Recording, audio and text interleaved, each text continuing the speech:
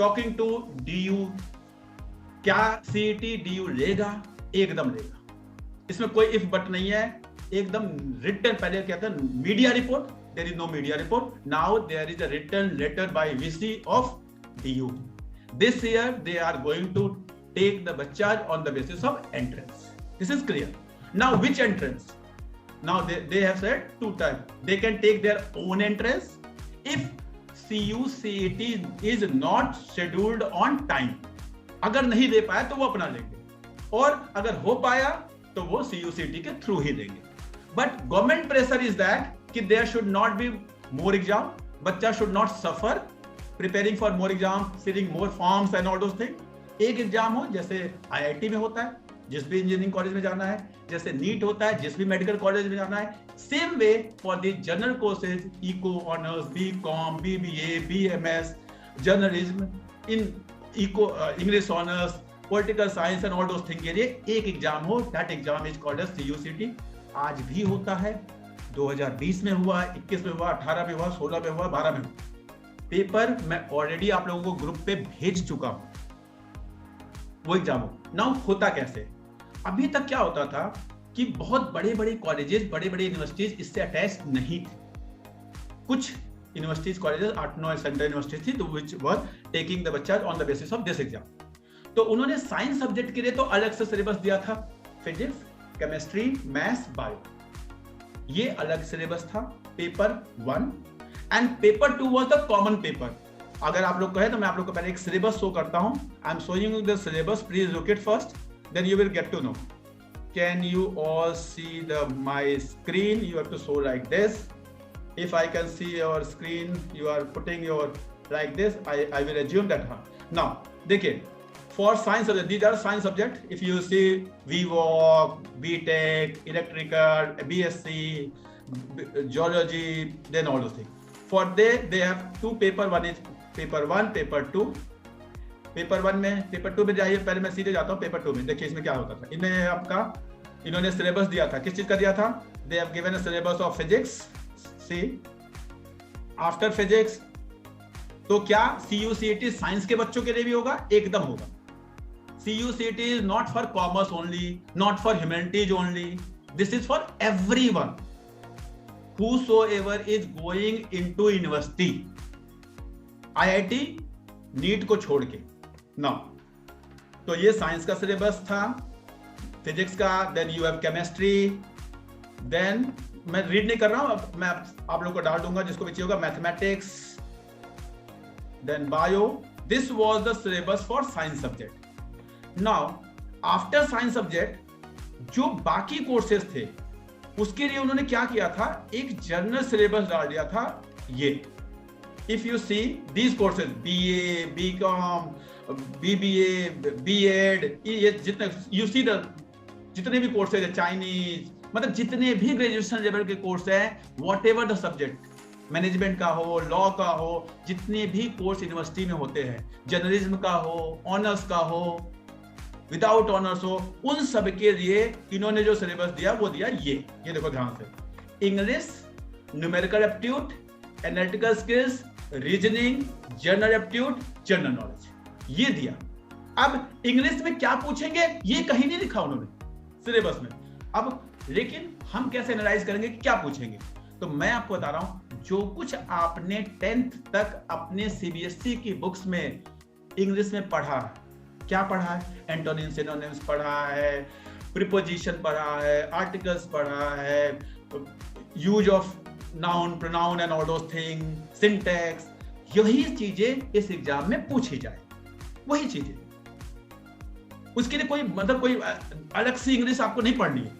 Same way numerical aptitude में या data interpretation में क्या पढ़ना है? जो आपने प्रॉफिट एंड लॉस के क्वेश्चन, रेशियो प्रोपोर्शन के क्वेश्चन, इंटरेस्ट के question, compound interest, simple interest जो पढ़े हैं, वही क्वेश्चन जो कभी 6th में, 7th में, 8th में थोड़ा बहुत मेंसुरेशन पढ़ा था, थोड़ा बहुत ट्राइंगल पे related question, may be square पे रिलेटेड क्वेश्चंस, मे बी तो सर्कल पे रिलेटेड क्वेश्चंस, तो वही वाले क्वेश्चंस आपको यहाँ पे पूछे जाएंगे. क्या इसके लिए कुछ और पढ़ना है? कोई और सिलेबस आए? कुछ नहीं आएगा. ये वो एक्सपेक्ट करते हैं कि 10th तक जो बच्चे ने पढ़ा है इन इंग्लिश, 10th तक जो बच्चे ने पढ़ा इन मैथमेटिक्स, 10th तक जो बच्चे ने पढ़ा इन साइंस, इन एसएसटी, वो जनरल एप्टीट्यूड में पहुंचते थे साइंस और एसएसटी, और जो आपने मैथ्स पढ़ा उसके लिए अलग, इंग्लिश के लिए वो अलग। ये तो हर बच्चा 10th तक पढ़ता ही है। नाउ क्या इसके लिए कुछ और नया अब समझ में आता है कि जी कॉमर्स, नेक्स्ट क्वेश्चन आ रहा है कि जी कॉमर्स का बच्चा, ह्यूमैनिटीज का बच्चा, सपोज एक बच्चा बीकॉम में जाना चाहता है, तो क्या वो केवल ये एग्जाम देगा? मोस्ट प्रोबेबली इस बार क्या होने वाला है, जैसे साइंस के सब्जेक्ट का सिलेबस आया था वैसे ही कॉमर्स का भी सिलेबस आएगा, अकाउंट्स का सिलेबस आएगा आपके पास, बिजनेस स्टडी का सिलेबस आएगा आपके पास, इकोनॉमिक्स का सिलेबस आएगा आपके पास, पॉलिटिकल साइंस का सिलेबस आएगा आपके पास। उस CUCET के पेपर में जब आप फॉर्म भरेंगे तो आपको टिक करना पड़ेगा I am appearing for eco honours, I am appearing for BCom honours. और जब आप बीकॉम ऑनर्स के लिए अपेयर करेंगे तो जो आपके सामने पेपर होगा that will be from eco accounts business study. जब आप पॉलिटिकल साइंस के लिए अपेयर करेंगे तो आपके सामने पेपर जो होगा that will B political science. And this general paper of this 100 marks, ये तो वहां रहेगा, ये सबके लिए रहेगा। This journal paper of 100 marks will be for everybody, and that subject paper will be for those who are applying for which subject। तो इस तरह से कुछ कॉम्बिनेशन होगा। क्या ये फाइनलाइज हो गया है? नहीं हुआ है। दैट इज द रीजन मेरे पास जो भी बच्चा आता है इंडिविजुअल काउंसलिंग के लिए, मैं उसको ये कहता हूं please concentrate on your boards. हो सकता है कि आपको लास्ट में एक डिसीजन आ जाए कि 60%, 70%, 75% बोर्ड जिसका होगा वही इस फॉर्म को भर पाएगा। ये आज भी होता है। If you filled a CLAT form, if you filled a BMS form, if you field any of the good colleges form, even IIT form, तो वहां पे एक कट ऑफ है, मिनिमम इतने मार्क्स चाहिए तब आप फॉर्म को फिल कर पाओगे। तो यानी दैट मीन 12th के मार्क्स इंपॉर्टेंट है, एकदम इंपॉर्टेंट। सर क्या 60% लाके ही हो जाएगा काम? नहीं होगा। क्यों नहीं होगा? मैं आपको बता रहा हूं। आई हैव अ फ्रेंड जो 10th में मार्क्स लाया, 12th में मार्क्स लाया, ग्रेजुएशन में मार्क्स लाया, और जब कैट में गया तो 99% आया, लेकिन IIM अहमदाबाद से उसको कॉल नहीं आई। क्यों नहीं आई? क्योंकि 12th में उसके मार्क्स 82% है। मैं रिपीट कर रहा हूं, 12th के मार्क्स कैट में कितने थे? 99% आए। बिकॉज जब कैट का रैंकिंग बनती है तो वो 10th के मार्क्स को, 12th के मार्क्स को, ग्रेजुएशन के मार्क्स की कंसिस्टेंसी देखते हैं। अब उनको कंसिस्टेंसी उसके मार्क्स में नहीं मिली, इसलिए 99% आने के बाद भी उसको IIM अहमदाबाद से कॉल नहीं आई। तो seeing your future you have to concentrate on your boards. Boards को आप छोड़ नहीं सकते, बोर्ड्स पे आपको प्रिपरेशन करनी है। अब बहुत सारे लोग आपको फोन करना शुरू कर देंगे, बहुत सारे कोचिंग सेंटर अभी से कर लो, नहीं तो क्या होगा, वो होगा। प्लीज मैं आपको बता रहा हूं, the time which you people are going to get after April, that is more than sufficient to complete the syllabus of CUCET or maybe any of the entrance examination which is scheduled in the month of May and June। ऐसा क्यों है मैं आपको बता रहा हूं, उसके पीछे का लॉजिक देखो। अभी आप क्या करते हो? अभी आप दिन में 5 सब्जेक्ट पढ़ते हो, तो whatever is study time is divided into 5, but उस समय केवल आप एक पढ़ रहे होगे, यही पढ़ रहे होगे, तो आपके पास पूरा टाइम होगा। आप स्कूल भी जाते हो उस समय स्कूल नहीं जा रहे होगे, आप ट्यूशन भी जाते हो उस समय ट्यूशन नहीं जा रहे होगे। तो please do not get distracted with the calls of these coaching centres who are calling you every day. जी आज कर लो, आज तो बैच खत्म हो जाने वाला है, आज तो दुनिया लुट जाने वाली है, like that they will be doing like that कि आप तो एकदम कुछ हो जाएगा। Please concentrate. मैंने आपको बताया everybody in this world have their own agenda, they have their own agenda. Please अभी आपका काम है जनवरी पढ़ो, फरवरी पढ़ो, मार्च में एग्जाम दो, मे बी सब अप्रैल तक भी आपका एग्जाम जाए। After exam then you have some part of April then May. I promise you June से पहले CUCET नहीं होने वाला। मे बी हो सकता है कि फर्स्ट वीक ऑफ जून में ही हो जाए, that can be, but that 1 and 1.5 month will be more than enough. आपको जरूरत ही नहीं है कि ये जो मुश्किल से 2000-4000 की चीजें हैं जिसके लिए 50-50 हजार रुपए आप लोग पे कर देते हो, जाके डिफरेंट सेंटर में 40-40 हजार रुपए पे कर देते हो। It is not required at all. सब कुछ फॉर्म भी भरवा देंगे, काउंसलिंग भी कर देंगे, सिलेबस भी पढ़ा देंगे। How much is effort required? Not more then 5000। उससे ज्यादा अगर आप पैसा बर्बाद कर रहे हो तो मम्मी पापा के पैसे, प्लीज उससे ड्रेसेस खरीद लो, फोन खरीद लो, घूमने चले जाओ, पिकनिक कर लो, that will be more beneficial. Please do not waste the money. आपके मम्मी पापा आप लोग को अच्छे स्कूल में पढ़ा रहे हैं, फीस दे रहे हैं, ट्यूशन फीस दे रहे हैं, आगे कॉलेज में जाओगे वहां भी देंगे। तो please do not waste money in all this thing कि नहीं ये सब कुछ करना है। अब मैं आपको ये सिलेबस मैंने आपको बता दिया कि it will be having general questions of English, reasoning, maths, GK. Now here is general aptitude, then general knowledge. General knowledge में आपको थोड़ा वही एसएसटी वगैरह जो आपने पढ़ी है वो आ जाएगा, थोड़ा सा आपको जो करंट अफेयर्स के क्वेश्चन है वो आ जाएंगे। किस तरह का पेपर होगा, आई am showing you the paper now. मैं पिछला पेपर आपको दिखा रहा हूं, उसके बेसिस पे आपको एक आइडिया लग जाएगा कि what will be the standard of the paper. आप देखोगे कोई ये क्वेश्चन आते हैं, एकदम वही क्वेश्चन आते हैं। मतलब पेपर का लेवल इतना लो होता है जो आप सोच भी नहीं सकते। अब जब आप लो होता है तो क्या इसके लिए पढ़ना ही नहीं है? ऐसा नहीं है, क्योंकि लो होता है तो इसमें वही 99 परसेंटाइल आएगा नंबर। तो जो टॉप में रहेंगे वही होगा ना, जिसके मार्क्स सबसे ज्यादा आएंगे वही एडमिशन होगा। क्योंकि फिर तो इसमें आपको ये देखना है कि मुझे अपनी speed and accuracy, there are two thing. One is knowledge की इसमें दिक्कत नहीं आएगी, knowledge you all people do have, और जितनी नॉलेज चाहिए that you can gain in next 1 month, not more than that. 1 महीना काफी है to prepare for CU CET exam, not more than that, because syllabus you are studying in class 11th and 12th. Now the content which is aptitude based, उसके लिए more than 1 month is not required at all. 1 महीना बहुत है।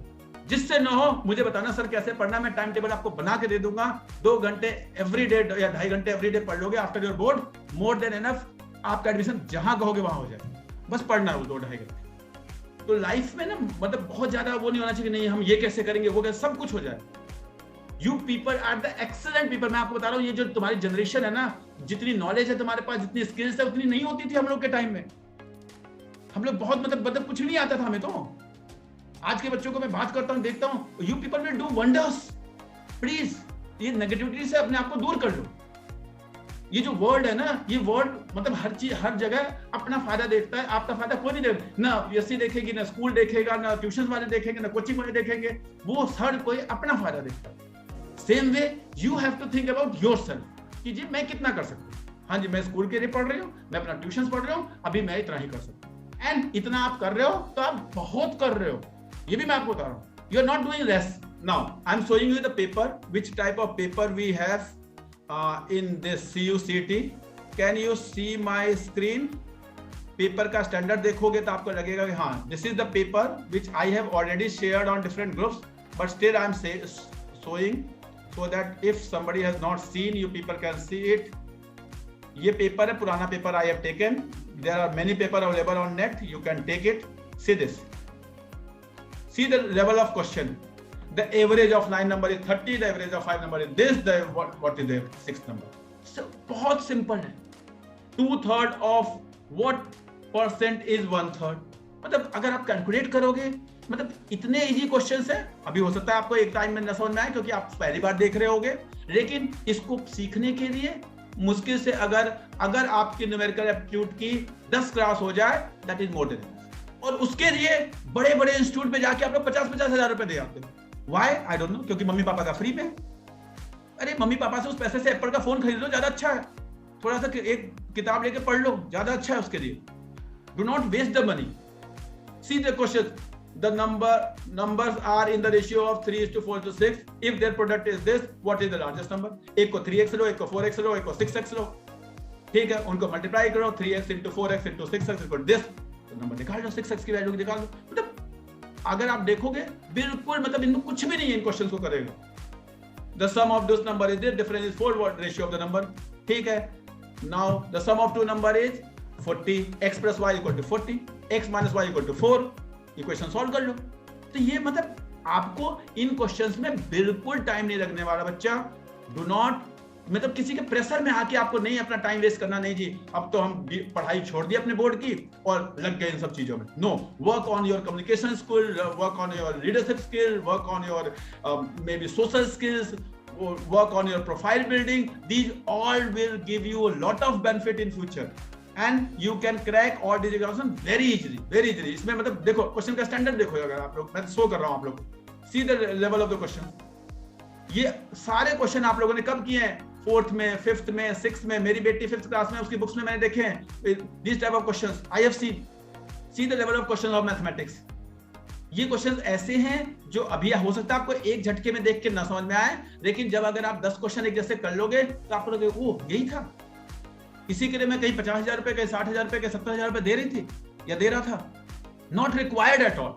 After this there are reasoning type of question, जिसमें क्या होगा, आपको कुछ स्क्वायर्स होंगे, कुछ क्यूब्स होंगे, कुछ स्क्वायर रूट्स होंगे, कुछ क्यूब रूट्स होंगे, कुछ सीक्वेंसिंग होगी।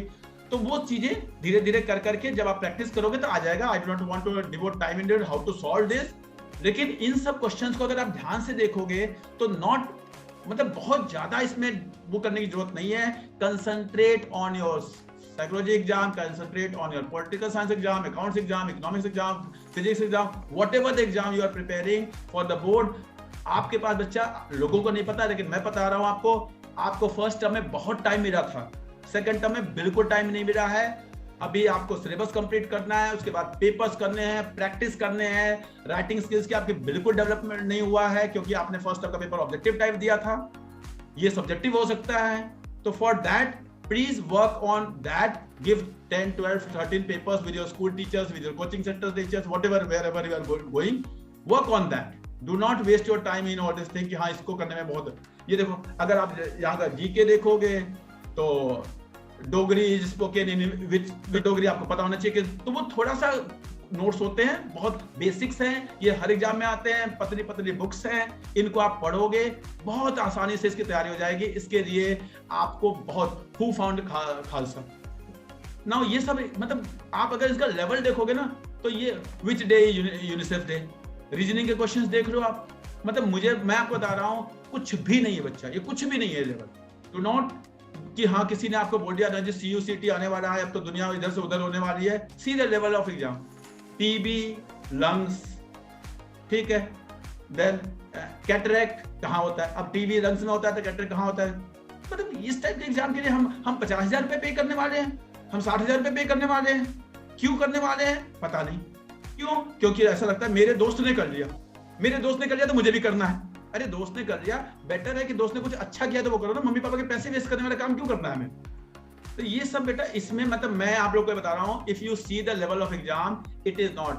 अब मैं जाता हूं, ये पेपर मैं यहां से बंद कर रहा हूं। Only I wanted to show you the syllabus, I wanted to show you the paper of previous years, so I show you all this thing, what to do now, how to proceed. मैंने आपसे कहा क्या subject आएगा, science के बच्चों को तो एकदम क्लियर है कि उनके एग्जाम में सब्जेक्ट आएगा।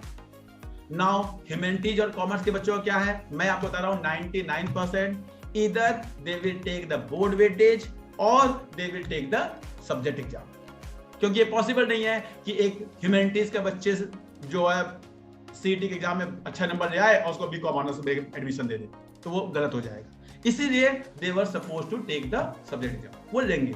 बेसिक सब्जेक्ट का एग्जाम आएगा, आपको सिलेबस मिल जाएगा, उसमें पढ़ना क्या, कुछ नहीं पढ़ना। क्यों? क्योंकि आप बोर्ड के लिए तो वो पढ़ ही रहे हो, जो बोर्ड में के लिए पढ़ रहे हो वही उसका सिलेबस होगा, इसलिए सब्जेक्ट के एकदम दिमाग से निकाल लो। अब बचता है एप्टीट्यूड। एप्टीट्यूड के लिए मैंने बताया कि you will have more than 40-45 days, बहुत है वो। After your board you will be having that much of time, और वो बहुत होगा, ठीक है। तो उसमें बिल्कुल भी इसमें कब नहीं। अब एग्जाम ये होगा कब, मैं फिर बता रहा हूं, not before first week of June, not, it is not going to. आप कब प्रिपेयर करना शुरू करेंगे, ओनली आफ्टर योर बोर्ड्स, ठीक है। उसके बाद आपको मन करे कोई कोचिंग ज्वाइन करके करना है, कोई ऐसे करना है, वो आपकी मर्जी है, लेकिन उससे पहले अपने बोर्ड के साथ बिल्कुल कॉम्प्रोमाइज नहीं करना। अपना बोर्ड पे कंसंट्रेट करो, आपके पास बहुत टाइम होगा। नाउ कुछ क्वेरीज मेरे पास आए थे कि सर बुक्स कौन सी ले, मैं आपको बता रहा हूं बहुत सारी बुक्स मार्केट में आती हैं जो इनके ऊपर बेस्ड होती हैं। जैसे मैं आपको बताऊं, अरिहंत की बुक आती है, उपकार, अगर if you want to write, Arihant की बुक आती है, आर गुप्ता की बुक आती है, उपकार की बुक आती है। डिपेंडिंग अपॉन जो भी बुक आपके बुक सेलर के पास अवेलेबल है, आप जाके वहां से ले लेंगे। That is only for the practice purpose. Again I am repeating, Arihant, R Gupta, Upkar, ठीक है। Now, can we do something from today? Yes, you can do one thing from today. आप हर महीने, अब से जो महीने आ रहे हैं, एक मैगजीन अपने घर में मंगाओ। वो मैगजीन कौन सी हो सकती है? मे बी प्रतियोगिता दर्पण, may be CSR, may be competition master, कोई भी मैगजीन अपने न्यूज़पेपर वाले को बोल दोगे वो आपके घर में दे देगा। Why I am saying magazine not newspaper? Newspaper generally आता है वो टेबल के नीचे चला जाता है, आप पढ़ नहीं पाते हो, डिपेंडिंग पर कल आपका यूटी होगा तो आप आज न्यूज़पेपर पढ़ोगे कि यूटी प्रिपरेशन करोगे। I can understand this thing. Now magazine क्या होता है, महीने में एक बार आती है, तो क्या होगा, कभी भी सैटरडे संडे कभी भी whenever you do have time, एक बार लेके बैठ गए, उसके 15-20 पेज पढ़ डालो, फिर अगली बार अगले सैटरडे संडे को बैठ गए, 15-20 100-150 पेज की होती है, you can complete it in 1 month. उसमें क्या होगा, जो महीने भर की जनरल नॉलेज होगी, जो महीने भर के करंट अफेयर्स होगा, वो उसमें इनकॉर्पोरेटेड होगा, तो वो आपको एक न्यूज़पेपर से इकट्ठा नहीं करना पड़ेगा, your work will be easy. बहुत सारी मैगजीन जो मैंने अभी आपको नाम बताया, सीएसआर है, कंपटीशन मास्टर है, बैंकिंग सर्विसेज क्रॉनिकल है, या आपका प्रतियोगिता दर्पण है, इनमें से हर में रीजनिंग के क्वेश्चंस आते हैं, मैथमेटिक्स के क्वेश्चंस आते हैं, सैंपल पेपर्स होते हैं। उन पेपर्स को भी आप थोड़ा बहुत डिपेंडिंग अपॉन द टाइम आप चाहो तो आप कर सकते हो, प्रैक्टिस कर सकते हो। मैंने फिर बताया कि अगर आप नहीं करते हो तो you are not doing any crime. ऐसा कुछ नहीं है कि कुछ दुनिया इधर से उधर होने वाली है, आपके पास बहुत टाइम मिलेगा, बट कम से कम जीके पढ़ते रहो, थोड़ा सा नए नए वर्ड्स आएंगे आपको। क्या होता है, जब आप एग्जाम दोगे तो उसमें आप सोचो कि मैं डिक्शनरी लेके पूरे वर्ड्स रट लूंगा, इट इज नॉट पॉसिबल। तो आपने अगर आज से लेके अगले 5 मंथ तक की, जनवरी टू मई, अगर आपने मैगजीन ली है तो आपको बहुत सारे नए वर्ड्स मिल जाएंगे which are generally asked in the examination in antonyms, synonyms and all. तो आप वो नए नए वर्ड्स जो है वो आप सीख लोगे, तो you can get good marks in English, you can get good marks in GK. अब उसके बाद बचेगा क्या, reasoning and maths. I told you that for that you have time, how much, approx 40-45 days, that is more than enough, that is more than enough।